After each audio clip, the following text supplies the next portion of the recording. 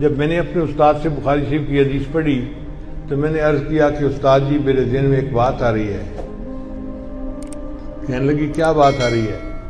میں نے کہا کہ پنجابی میں کہتے ہیں کہیں نو کہیں دی تے بلی نو دہیں دی، کہ کسی کو کسی کی فکر ہوتی ہے اور بلی کو ہر وقت دہی کی سوچ ہوتی ہے جو اس کا غم یہی۔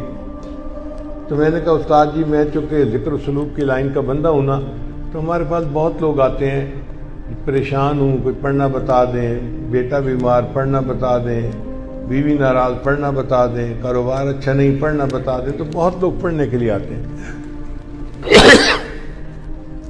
تو میرا گمان یہ ہے کہ امام بخاری رحمۃ اللہ نے حدیث تصویر اس لیے بیان کی آخر میں کہ انہوں نے طلباء کو ایک عمل بتا دیا کہ عزیز طلباء اب بخاری شریف تو ختم ہو گئی، اب تم اپنے گھروں کو جاؤ گے اور پریکٹیکل لائف میں تمہارا واسطہ پڑے گا۔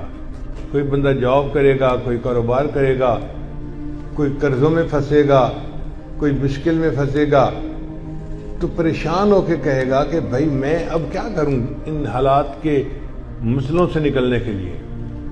بچیاں جائیں گی اپنے گھروں میں، ماں باپ ان کے رشتے کر دیں گے، مگر کچھ بچیاں ایسی بھی ہوں گی کہ تعلیم بھی مکمل ہو گئی، شادی کی عمر کو بھی پہنچ گئی، مگر رشتے نہیں آتے۔ اب بچیاں خود تو نہیں کر سکتی، وہ حالات کے اندر بند ہو جاتی ہیں، کر بھی کچھ نہیں سکتے اور نکلنے کا راستہ بھی نظر نہیں آتا۔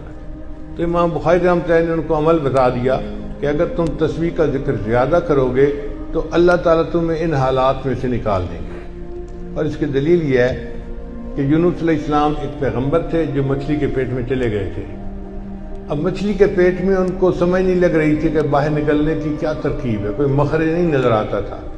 انہوں نے اللہ کی تسبیح بیان کی، لا الہ الا انت سبحانک انی کنت من الظالمین۔ اللہ نے مچھلی کو حکم دیا کہ تم میرے یونس کو کنارے کے اوپر واپس نکال دو، چنانچہ ان کو مچھلی کے پیٹ سے نجات مل گئی۔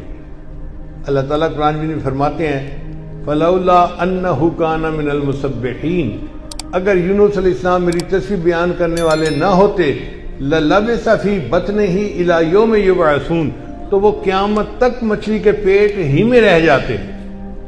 مصیبت اتنی بڑی تھی کہ قیامت تک انہوں نے مچھلی کے پیٹ میں رہنا تھا، مگر تسبیح پڑھنے نے مچھلی کے پیٹ سے نجات عطا فرما دی۔ تو کئی مرتبہ لوگ قرض کی مچھلی کے پیٹ میں پھنس جاتے ہیں، نکلنے کا راستہ نظر نہیں آتا۔ تو امام بخاری نے چاہا کہ عزیز طلباء تمہیں عاملوں کے پاس جانے کی ضرورت نہیں ہے، میں بتا دیتا ہوں اس حدیث تصویر کو پڑھ لیا کرنا، اللہ تمہیں حالات کی مچھلی کے پیٹ سے نکال دیں گے، اللہ تمہیں قرض کی مچھلی کے پیٹ سے نکال۔ اور یہ تجربہ شدہ بات ہے، آپ کسی مشکل میں پھنسے ہیں، آپ تصویر کا ذکر کریں پھر دیکھیں اللہ اس مچھلی کے پیٹ سے کیسے نکال دیتے ہیں۔ ایک اور بھی روایت ہے کہ حضرت عمر رضی اللہ عنہ کے پاس ایک مجرم کو لایا گیا اور انہوں نے جلاد کو کہا کہ اس کے 10 جوتے لگاؤ۔ اب جلاد نے جب پہلا اس کو جوتا لگایا نا تو وہ کہنے لگا سبحان اللہ، یعنی اس زمانے کے مجرم بھی ایسے تھے جو اول فال نہیں بکتے تھے، بلکہ ان کو اگر ضرب پڑتی تھی تو وہ سبحان اللہ کا ذکر کرتے تھے۔ تو جب اس نے سبحان اللہ کہا نا تو عمر رضی اللہ عنہ نے جلاد کو اشارہ کیا، دا ہو اس کو چھوڑ دو، ایک ہی کافی ہے۔ ابی بن کعب رضی اللہ عنہ ایک مفتی قسم کے صحابی تھے، وہ پاس بیٹھے ہوئے تھے، فضاحی کا وہ مسکرا پڑے۔ تو عمر رضی اللہ عنہ کو تعجب ہوا، انہوں نے پوچھا میں یدھیکو کا، حضرت آپ مسکرائے کیوں ہیں؟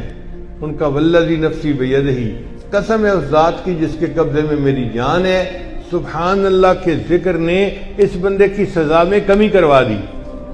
10 کا آپ نے حکم دیا تھا، 1 پہ معاف کر دیا، اس کا مطلب یہ کہ سبحان اللہ کے ذکر نے عذاب کو کم کر دیا۔